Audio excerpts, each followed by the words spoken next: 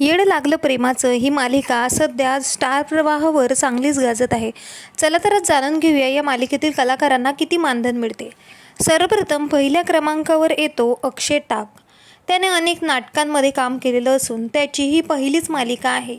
त्याला पर एपिसोड 12,000 रुपये मिळतात. त्याचा रोल क्वचितच असल्यामुळे त्याला इतके मानधन पुरेसे आहे. आता या मालिकेतील दुसऱ्या क्रमांकावर आहे रिद्धी सोमनाथे. हिने सुद्धा अनेक नाटकांमध्ये आणि मालिकांमध्ये काम केलेलं आहे. रिद्धी सोमनाथे या मालिकेमध्ये महत्त्वाची भूमिका साकारत असून तिला पर एपिसोड 15,000 रुपये मिळतात. आता या मालिकेतील प्रौढ कलाकार आणि तुम्हा सगळ्यांच्या ओळखीची कलाकार म्हणजेच अतिशा नाईक. तुम्ही हिला अनेक मालिकांमध्ये पाहिलेलं असेल.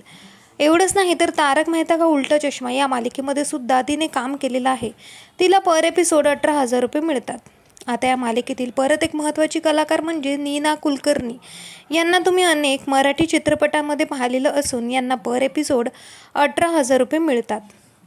आता या मालिकेतील सर्वात महत्त्वाचा कलाकार म्हणजेच विशाल निकम. याच्या ॲक्टिंग स्किलने त्याने सगळ्यांचीच मनं जिंकलेली आहे. हा या मालिकेमध्ये रायाची भूमिका साकारत असून याचा लूक सर्वांनाच आवडलासा झालेला आहे. याला पर एपिसोड 26,000 रुपये मिळतात. आता या मालिकेतील परत एक महत्त्वाचा कलाकार म्हणजेच जय दुधाणे. याला तुम्ही बिग बॉस मराठीमध्ये पाहिलेलं असेल. हा या मालिकेमध्ये एका पोलीस इन्स्पेक्टरची भूमिका साकारत असून याला पर एपिसोड 26,000 रुपये मिळतात. त्यासोबत ही मालिका त्याची दुसरी मालिका आहे.